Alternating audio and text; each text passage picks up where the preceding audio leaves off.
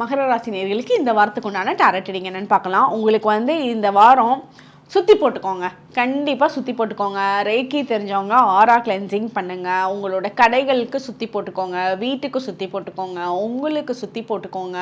அந்த சுற்றி போட்டுக்கிறப்ப உங்ககிட்ட இருக்க எல்லா லோ ஃபீலும் சரி. சுற்றி போடுறதுன்னா எப்போவுமே அடுத்தவங்க கிட்ட இருந்து தான் நமக்கு திருஷ்டி படணும் அப்படின்னு கிடையாது. நம்மளோட ஓன் நெகட்டிவ் தாட்ஸே நம்மளை ரொம்ப ரொம்ப டிஸ்டர்ப் பண்ணி விட்ரும். அதனால உங்களோட வேலைகளில் சில தடங்கல்கள் ஏற்பட்டுட்டு இருக்கலாம்.